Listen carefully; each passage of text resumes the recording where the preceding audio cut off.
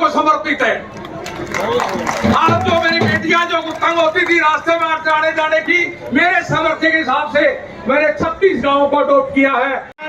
इतनी बड़ी सेवा सारे गांवों में, लड़कियों की फ्री बस सेवा।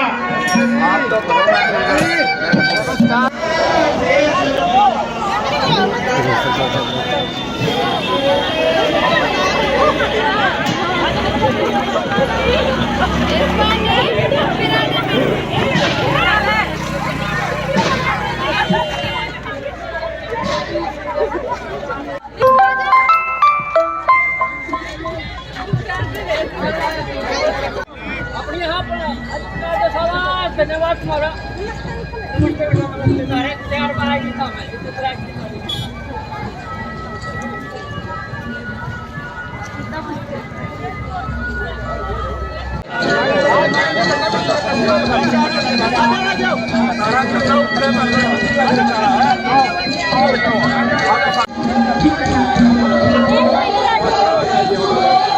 आप बीच में आगे जाओ, आगे आओ आप। थोड़ा खुल जाओ। गुड़िया से जड़ा गुड़िया से बर करो एक बार ऐसे करो। हाँ ये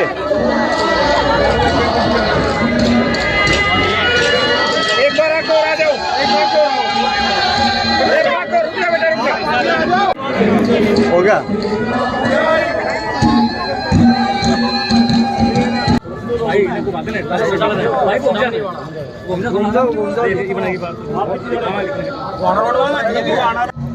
गलती करके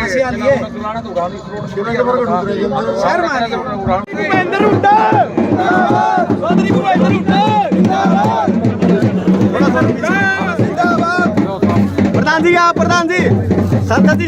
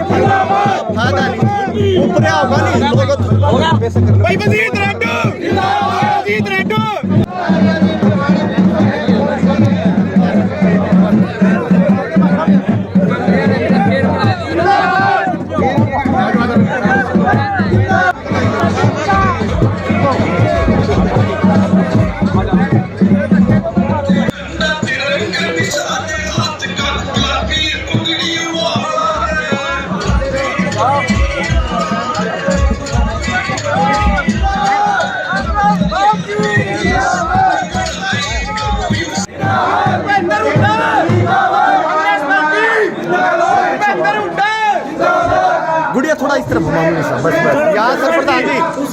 प्रधान जी यहाँ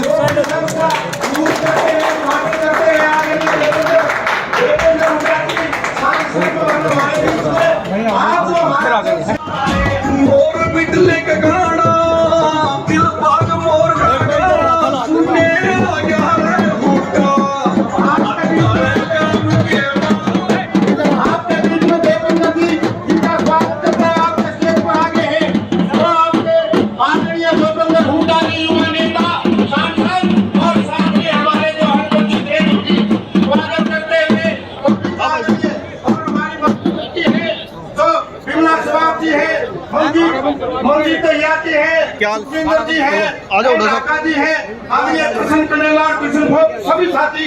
मैं निवेदन करूंगा आदरणीय हमारे युवा नेताओं के बीच में जो स्वागत करते हुए सारे हमारे समाज सेवी आदरणीय हमारे सभी साथी जो है आपके बीच में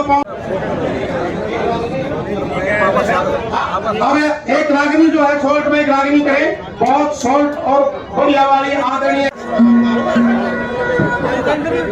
अब मैं निवेदन करता हूँ आदरणीय इस समाज सेवा जन समाज सेवा एक बहुत ही विकास की सेवा की छोटी पड़ गई। अगली बार मैं आप लोगों को निराश नहीं होने दूंगा। बहुत बड़ी जगह मेला में आयोजन करेंगे हम लोग।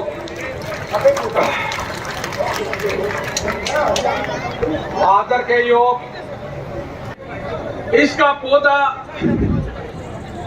30 मार्च 2010 में हमारे आदरणीय हमारे महबूब नेता चौधरी भूपेंद्र हुड्डा जी ने लगाया था।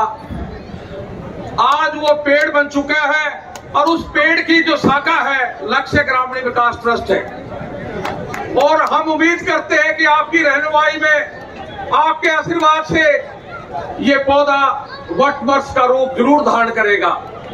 और आप लोगों का आशीर्वाद ऐसे बना रहे, उसी चीज से मैं ज्यादा समय आपका ना लेते हुए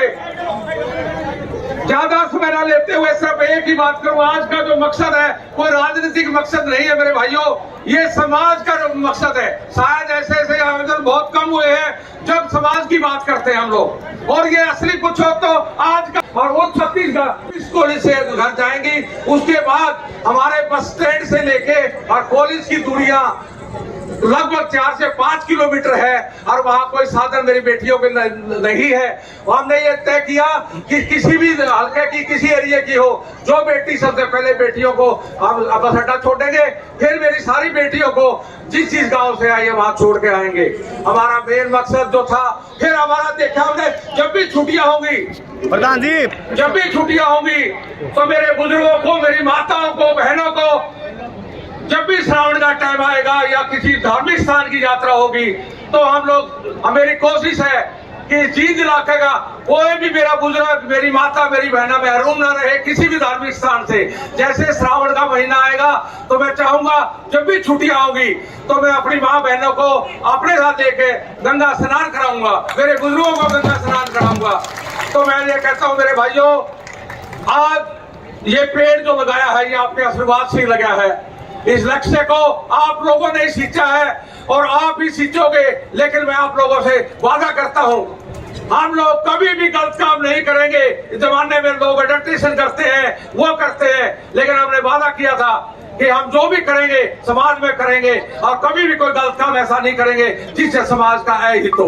और जितना हमारे में सामर्थ्य होगा हम समाज की सेवा करते रहेंगे। मैं दोबारा फिर ये अपने हिसाब से एक संदेश भी जरूर दें, आज की राजनीतिक हालात पे भी जो संदेश है वो भी जरूर दें। माधवी गुप्ता जी हमारे शुभ कार्य, एक शुभ दिन पे आज नवरात्रे जो है उनकी भी एक, तो उसके लिए भी मैं बहुत बहुत आपको माता रानी की कृपा सब पे बने। आप सबको बहुत बहुत शुभकामनाएं देना चाहता हूँ कि भाई नवरात्रे के ऐसे ये जो है माता रानी की कृपा बने, आपके घरों में ढेरों खुशियाँ आए।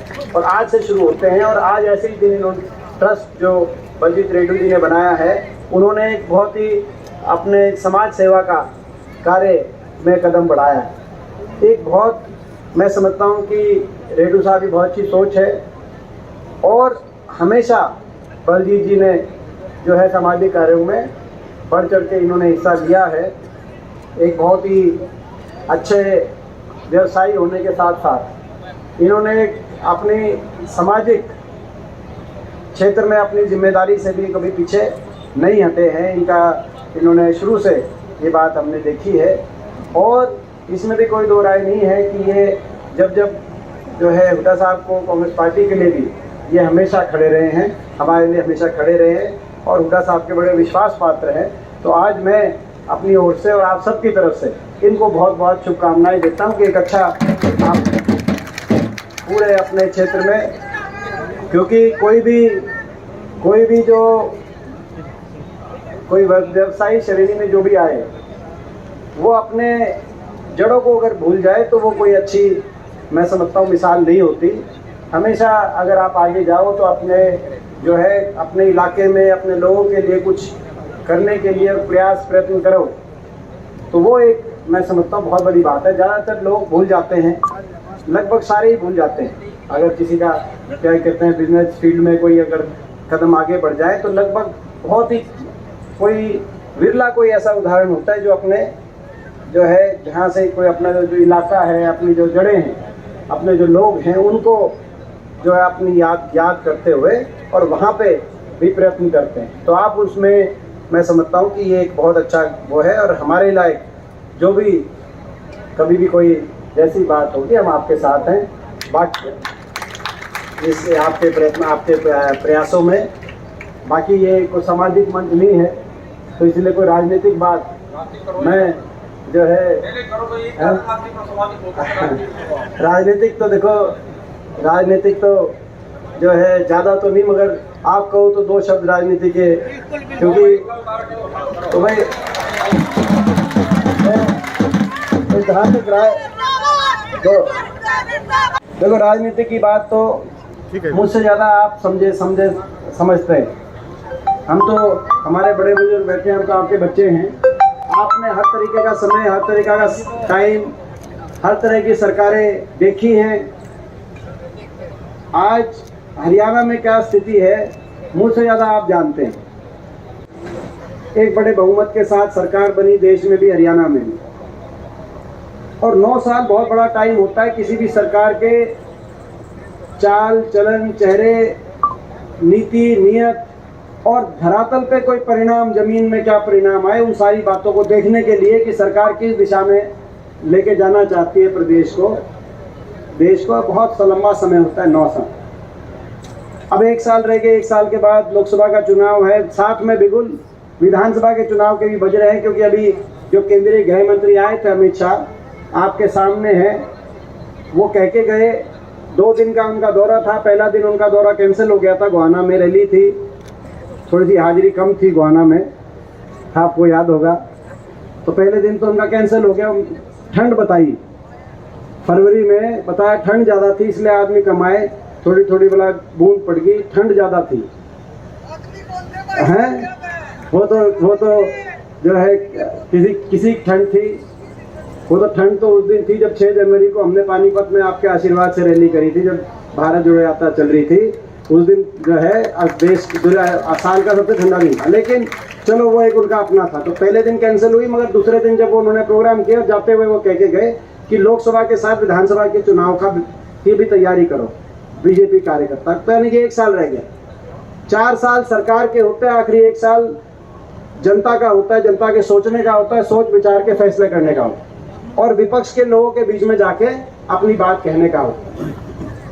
तो ये राजनीतिक बात है जो आज बात कि हम आपके बीच में अपनी बात कहेंगे, मगर उससे ज़्यादा आपको सोचना विचारना। आपने 9 साल ये सरकार देखी, इस सरकार में जो हरियाणा देश में मिसाल होता था विकास का, विकास के हर श्रेणी में हम देश में सबसे आगे के राज्यों में आते थे। विकास दर हमारा सबसे ज़्यादा था, प्रति व्यक्ति आय, प्रति व्यक्ति निवेश, खिलाड़ियों का मान सम्मान। देश में हरियाणा का उदाहरण दिया जाता था कि खिलाड़ियों का मान सम्मान हरियाणा में सबसे ज़्यादा है। कृषि उत्पादकता में, किसान के हकों के फैसले में, चाहे किसान के बिजली के बिलों की 1600 करोड़ के माफ़ी की बात हो जो कांग्रेस के राज में हुआ था, चाहे कोऑपरेटिव के कर्ज माफ़ी की बात हो, देश में हरियाणा का उदाहरण दिया जाता था। गरीब आदमी के कल्याणकारी योजनाओं में कांग्रेस की सरकार में 2014 से पहले देश में हरियाणा का प्रथम श्रेणी में नाम था। चाहे 100-100 गज के प्लॉट की बात हो, वो केवल हरियाणा में फैसला था। चाहे गरीब के मकान की बात हो, चाहे बड़े बुजुर्गों को देश में सबसे ज़्यादा पेंशन,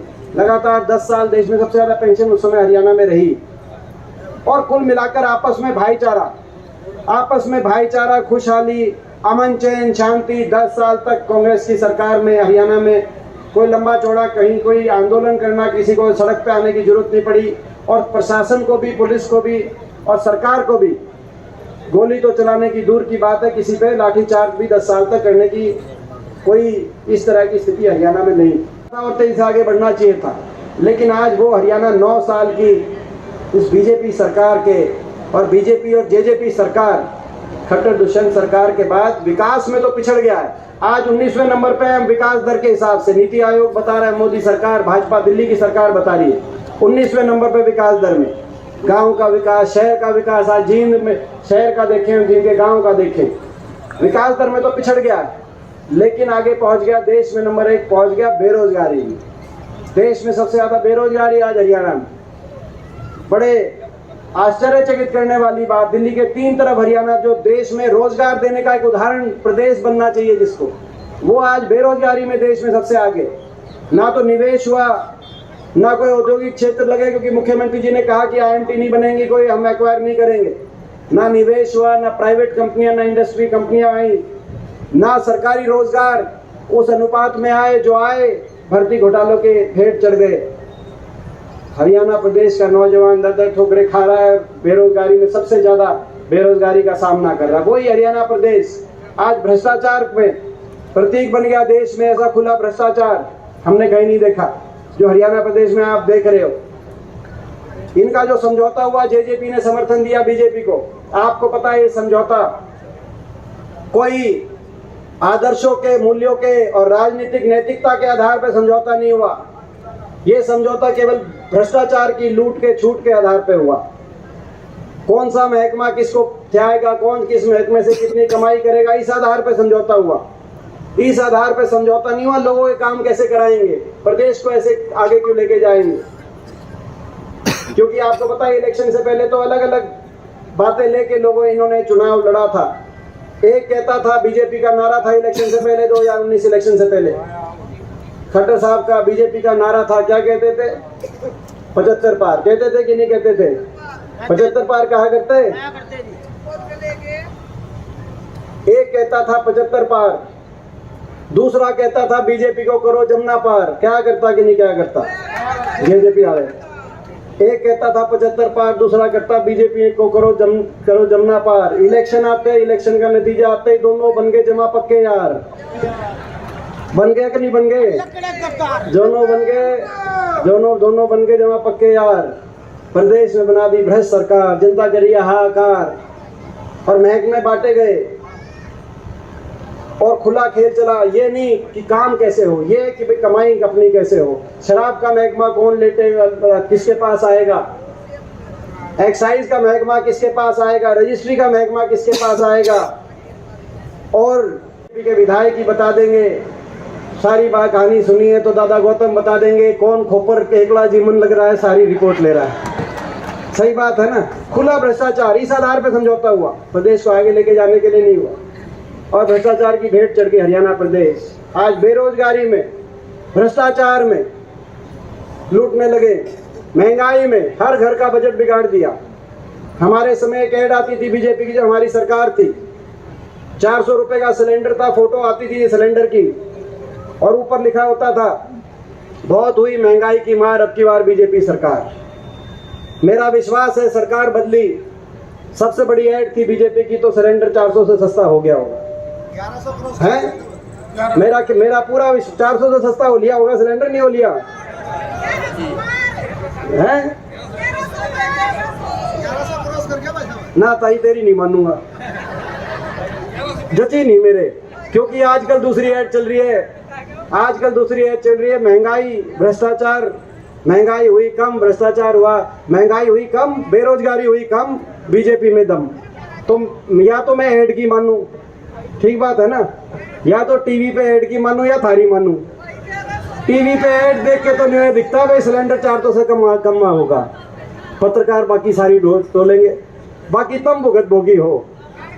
तो आज हर घर का बजट बिगड़ गया, भ्रष्टाचार, बेरोजगारी, महंगाई, विकास की पटरी से उतर गया। लेकिन जो सबसे दुख की बात हरियाणा प्रदेश के लिए है कि ऐसी सरकार आई जो अहंकार और घमंड में काम नहीं भी करते लोग, काम चला लेते हम, और काम नहीं भी करते, सबका मान सम्मान रखते, सबका मान सम्मान रखते, सबके सुनते, सबके दुख सुख की सुनते तो भी चला लेते। लेकिन ऐसे लोग हरियाणा प्रदेश में इतने अहंकार में, भ्रष्टाचार में तो जुट गए और लोगों को भूल गए और हर वर्ग का अपमान करने का काम किया। पहली बार हर वर्ग को इतना अपमानित होना पड़ा है। किसान एक साल तक, किसान आंदोलन में 1 साल तक सड़क पे बैठा रहा, 750 घरों के चूल्हे बुझ गए, चिराग बुझ गए, 750 लाश वापस आई इन धरनों से किसान आंदोलन में। लेकिन किसी ने सुध नहीं ली, किसी ने पूछा भी नहीं।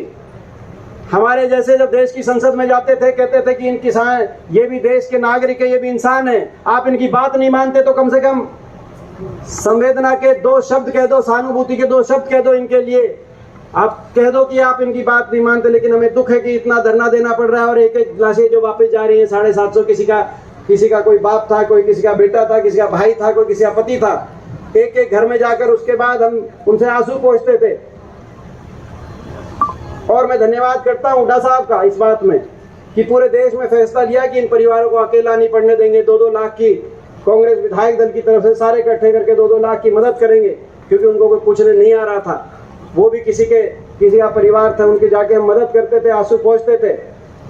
और जब जाके संसद में इनकी बात कहते थे तो संसद के अंदर मजाक उड़ाया जाता था, खिल्ली उड़ाई जाती थी। करने का काम किया, किसान 1 साल तक बैठा रहा, किसानों को अपमानित किया, गरीब मनरेगा का बजट 1/3 कर दिया, ग्रामीण चौकीदार, सफाई कर्मचारी करनाल में गए, उन पे लाठीचार्ज।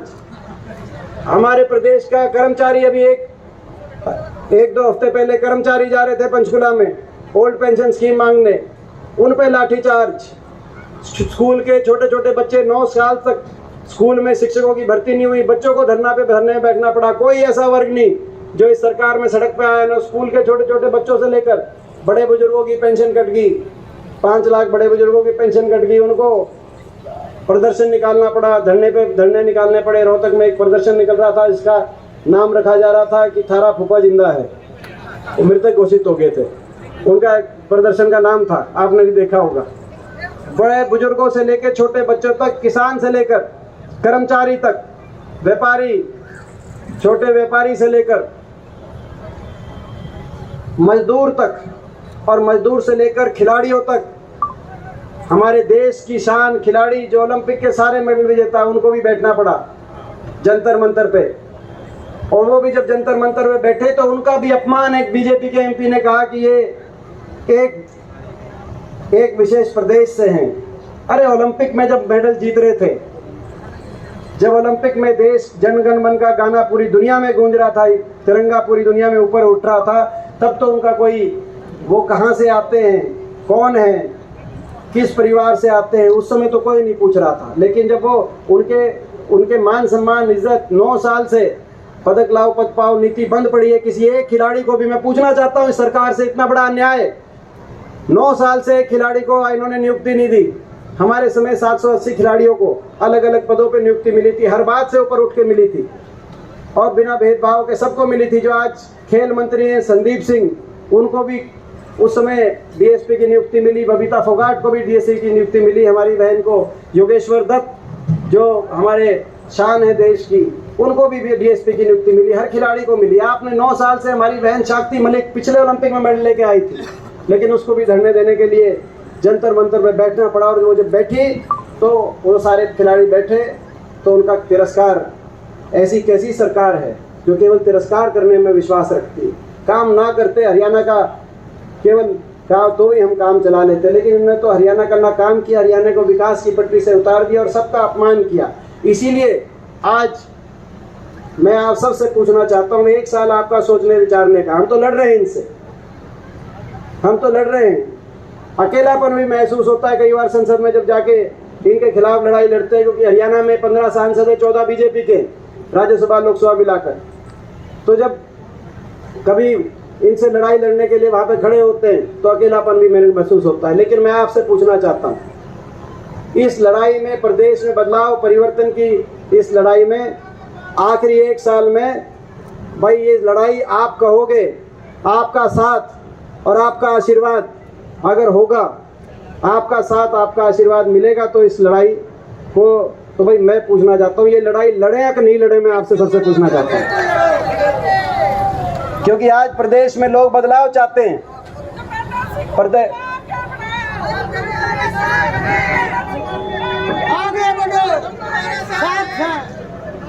तो अपनों मेरे समझ में नहीं आई, फिर मैं सुन, आप दूर थे थोड़े, न्यू मान रहे थे सरपंच की छोटी सरकार है, बाकी सबको धरने देने पड़ रहे हैं, थारा नंबर नहीं आएगा, छोटी सर।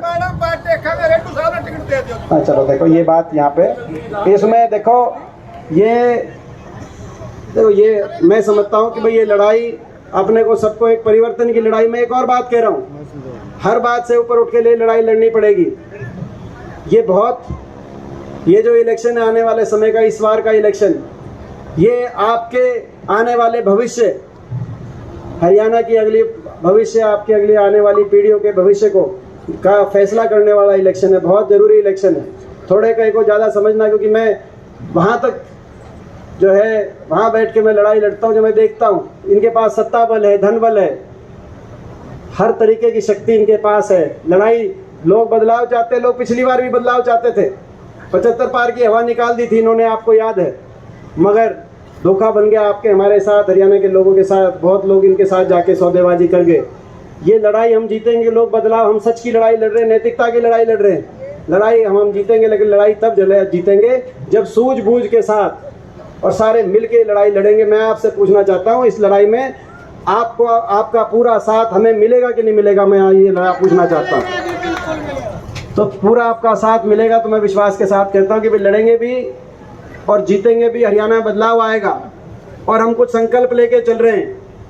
हरियाणा एक पहुँचे, कुछ संकल्प लेके हम चल रहे हैं और इसीलिए हमने एक कार्यक्रम शुरू किया, हाथ से हाथ जोड़ो। मैं वो 3-4 संकल्प कहते हुए अपनी बात समाप्त करता हूँ।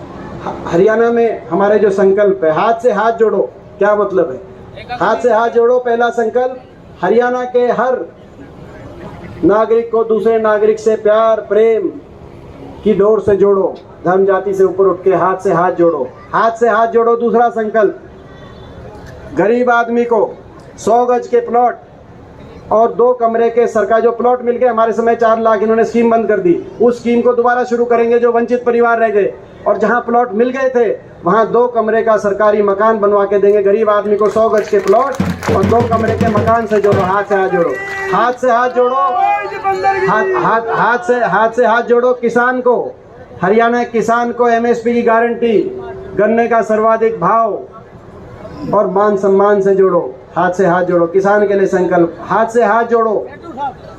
आज महंगाई का चक्कर तोड़ो। महंगाई ने सबको, सारे घरों के बजट बिगाड़ दी। जो अभी सिलेंडर की बात चल रही थी तो, और बिजली, हरियाणा में इतने बिजली बिल आ रहे हैं। भ्रष्टाचार की लोग बात करते हैं। हमारे समय एक समझौता हुआ था हरियाणा के अंदर, 2 रुपये 94 पैसे के हिसाब से 25 साल तक एक कंपनी को हरियाणा को बिल देना चाहिए था, बिजली देनी थी।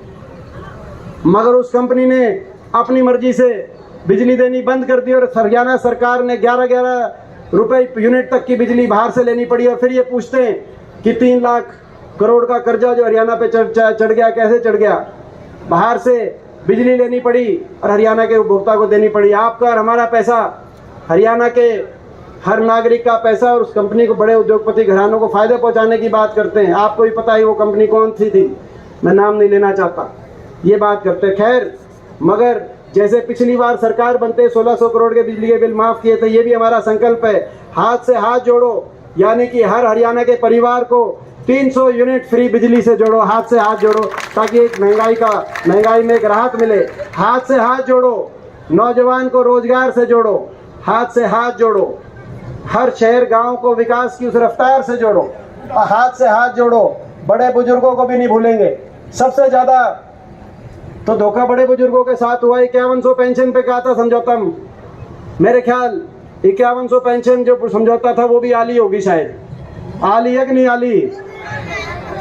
आपको याद होगा जब इनकी मेजोरिटी नहीं आई बीजेपी की, तो दुष्यंत चौटाला ने कहा था जेजेपी ने कि हम उस पार्टी का समर्थन करेंगे, हमारे 10 MPLA है जो 5100 पेंशन देगी। हुड्डा साहब ने कहा कि ये हमारे कांग्रेस पार्टी के घोषणा पत्र में है। हम उस समय 2019 में कहा था कि हम 1 नवंबर 2019 से देंगे, यानी कि आज से 4 साल पहले शुरू हो जाती, और हर साल बढ़ाएंगे। आप हमारे साथ आओ। लेकिन केंद्रीय गृह मंत्री अमित शाह के घर चले गए, वहां पे इन्होंने बात करी और बाहर आके मीडिया में एक तरफ अमित शाह खड़े, एक तरफ खट्टर साहब, बीच में दुष्यंत, और इन्होंने कहा, क्या कहा? समझौता हो गया, कांग्रेस के हाथ से नहीं दिलाएंगे 5100 पेंशन, हुड्डा साहब से नहीं दिलवाएंगे, हम बीजेपी से दिलवाएंगे, हमारा समझौता हो गया।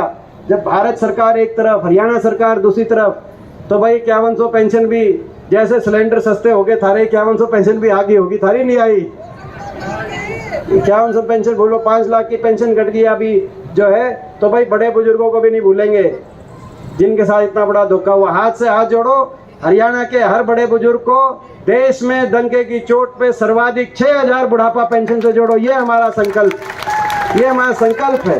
प्रदेश विकास के मामले में आगे जाए, खुशहाली के मामले में आप आगे जाएं। संकल्पों के साथ हम एक लड़ाई लड़ रहे हैं, हरियाणा में परिवर्तन की लड़ाई लड़ रहे हैं, हरियाणा को बचाने की। और कर्मचारियों को ही कह रहे कि भाई कर्मचारी का बोल रहे हैं, तो भाई हाथ से हाथ जोड़ो, कर्मचारियों को ओल्ड पेंशन स्कीम से जोड़ो। तो इस संघर्ष में, इस लड़ाई में मुझे पूरा विश्वास है कि आपका पूरा साथ और आशीर्वाद मिलेगा। एक बार दोबारा से हाथ उठाकर आप साथ आशीर्वाद भी। और ये भाई एक ये एमएलए को देख के याद आ गई, एक सीट आ रही है हमारी केवल जींद में, इनके में। तो भाई मैं एक बात बताऊं भाई, मैं जींद के देखो भाई, मैं जींद सारे जींद वालों से पूछना भाई, अपने प्राय में जो पहचान भाई कौन आपका है कौन भाई, 5 की 5 सीट जींद में।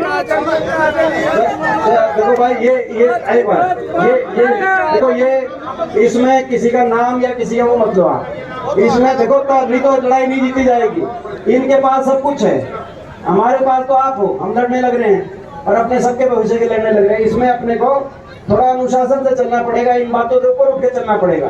मगर भाई जींद भाई ये बताओ, जींद इनके ने अपने पराई की पहचान कर दोगे कि नहीं कर दोगे भाई? आशीर्वाद भाई जींद से पूरा आशीर्वाद राखियो, बाकी काम मेरे पे छोड़ दो, बाकी सारी गाड़ी पार रखियो।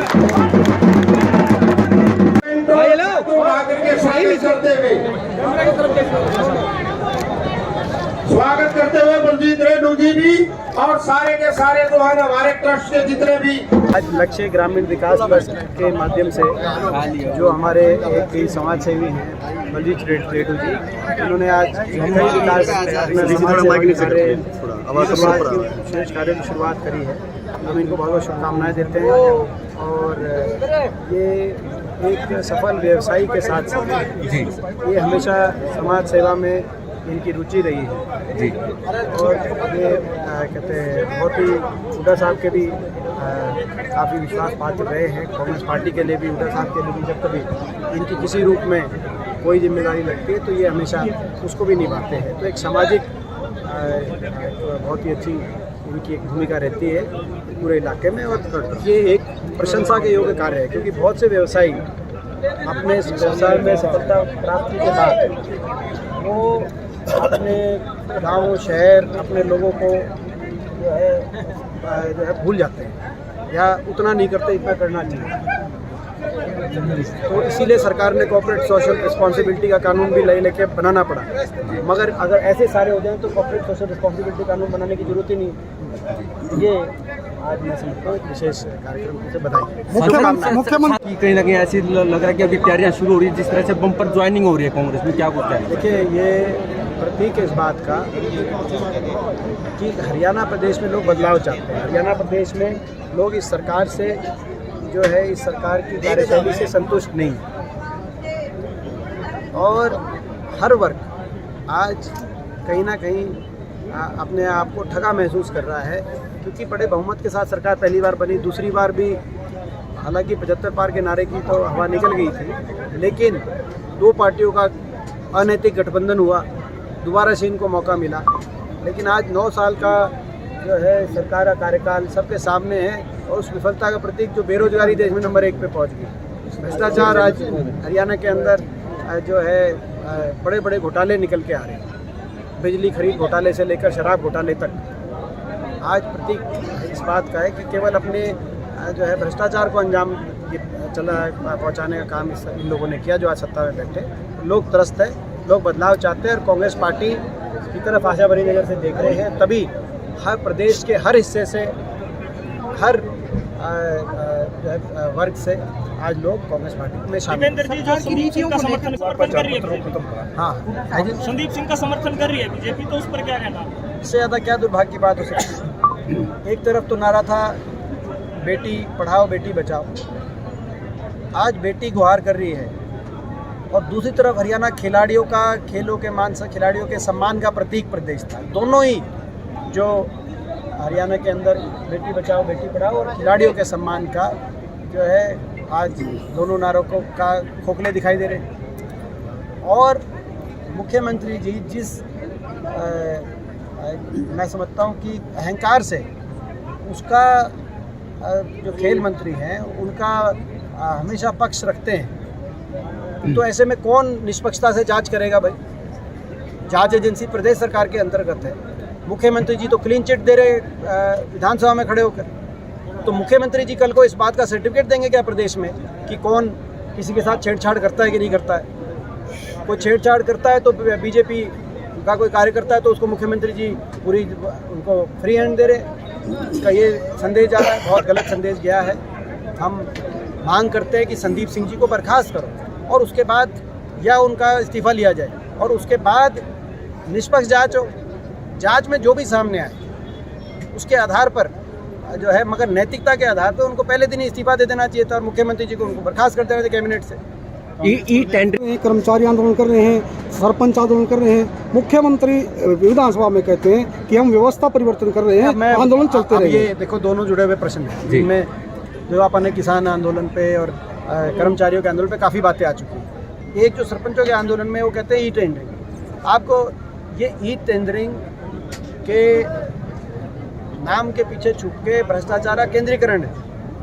ई टेंडरिंग में 26 को यानी कि संडे को मैं चंडीगढ़ में एक प्रेस कॉन्फ्रेंस के माध्यम से ई टेंडरिंग के कई बातों को देश की जनता के सामने रखना चाहूँगा, जिसमें ई टेंडरिंग खोली गई और मात्र कुछ मिनटों में बंद कर दी गई और जिस ठेकेदार को बताया गया वो अपना उसमें भरते हैं जी। तो इससे बड़ा भ्रष्टाचार का क्या उदाहरण है? सरपंचों के अधिकारों को छीनना नहीं चाहिए था सरकार को, उस पर निगरानी के लिए वो, ताकि सरपंच कोई किसी गलत दिशा में कोई कार्य ना करें, उसके लिए जो कदम उठाते वो सही हो सकते थे। वो उनको हम मानते, उनका सम्मान भी करते, उनका हम साथ भी देते। वहाँ पर आप कहते हैं कोई अपना प्रक्रिया डिफाइन करते, लेकिन यहाँ तो इन्होंने सरपंचों को तो कुछ पावर्स दी नहीं। सरपंचों का अपमान, सरपंचों पे लाठीचार्ज, महिला सरपंचों पे लाठीचार्ज और चोटिल हुई हैं बहुत सी सरपंच। तो पुरुष कर्मचारियों ने और महिलाओं को, पुरुष कर्मचारियों को जींद में, मैं अभी परसों वहाँ गया हुआ था 3 दिन पहले बेरी में, वहाँ पे जो है बागपुर गांव में हमारी सरपंच गोडा टूटा हुआ है, महिलाएं। बहुत ऐसे इस तरीके से प्रदेश के हर वर्ग का अपमान करने में जो सरकार विश्वास रख रही है, वो समझता हूँ कि हरियाणा प्रदेश के हित में वो सरकार। लेकिन मुख्यमंत्री टेंडरिंग की व्यवस्था परिवर्तन, कुछ मिनटों में वो खोला विंडो और कुछ मिनटों में अपना जो, मतलब क्या है ये टेंडरिंग? यानी कि वो कैसे पता चला कि ये इसी टाइम मुहूर्त निकला था और कुछ मिनटों में बंद हो गया? वो कौन ठेकेदार थे जो कहते बैठे थे नेट पे, उसी टाइम उन्होंने अपना उसमें अप्लाई किया? तो यानी कि ये भ्रष्टाचार नहीं तो और क्या है? तो कांग्रेस की सरकार आने पर और ये मैं उदाहरण के साथ जी 26 तारीख को, 26 मार्च को यानी कि रविवार को, मैं उदाहरण के साथ चंडीगढ़ में ये पूरी बात रखूंगा। लेकिन आज मैं केवल आपको वो बता रहा हूँ कि भाई वहाँ क्या हुआ। ये टेंडरिंग भ्रष्टाचार का केंद्रीकरण का एक प्रतीक है, टेंडरिंग बन गया। बेटा साहब, सत्ता पक्ष के खिलाफ आप लगातार हमला कर रहे हैं, लेकिन संगठन नहीं बन पा रहा। लड़ाई लड़ने के लिए संगठन भी चाहिए ना। हरियाणा में संगठन है, बहुत मजबूत संगठन है। किसने कहा आपको? हाँ, विस्तार संगठन की बात है। सारा अपना हमारा अच्छा संगठन है और संगठन में विस्तार की प्रक्रिया साधारण है। हमारी संगठन में हमारे जो है युवा का संगठन भी है, हमारे पीछे के दिल्ली में मतलब 31 सीट आई कांग्रेस पार्टी, और लोगों की वजन भावना कांग्रेस के साथ है। हाँ, धीरे धीरे विस्तार सेक्टर में हो रहा है। कांग्रेस सरकार कह रही है कि हम पेंशन भी बढ़ाएंगे, 6000 करेंगे, या ओपीएस वो भी देंगे और ई टेंडरिंग इसको भी रद्द करेंगे, जबकि बीजेपी वाले कह रहे हैं कि ये पॉसिबल नहीं है। क्या लगता है? बीजेपी वाले कैसे कह रहे हैं कि ओपीएस पेंशन पॉसिबल नहीं है, जब हिमाचल कर सकता है, राजस्थान कर सकता है, छत्तीसगढ़ कर सकता है, यहाँ तक कि पंजाब कर सकता है, हमारे तो सारे आसपास के सारे पड़ोसी दिल्ली कर सकता है, तो केवल हरियाणा ही में पॉसिबल नहीं है। हरियाणा में वो पॉसिबल है कि 2 रुपये 94 पैसे के हिसाब से बिजली आनी थी एक औद्योगिक समूह के माध्यम से, जो हमारी सरकार, कांग्रेस सरकार के समय 25 साल का करार हुआ था पावर परचेज एग्रीमेंट। लेकिन उसी बड़े औद्योगिक घराने जिनको लेके आज के दिन जेपीसी की मांग है दिल्ली में, उन्होंने बिजली बंद कर दी और प्रदेश सरकार ने 11 रुपये में बिजली लेनी पड़ी। ये तो संभव है हरियाणा प्रदेश में जी।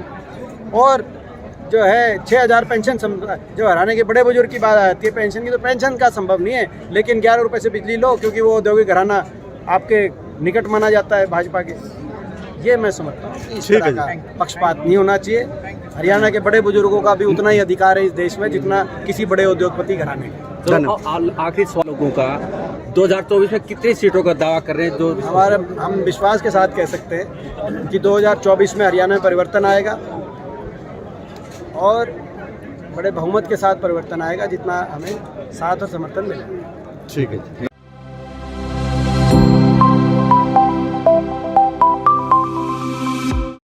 हर खबर का मतलब ब्रेकिंग न्यूज नहीं, हर बहस का मतलब हंगामा नहीं, हरियाणा की सारी खबरें केवल हरियाणा बुलेटिन पर। सीधी बात, नो बकवास।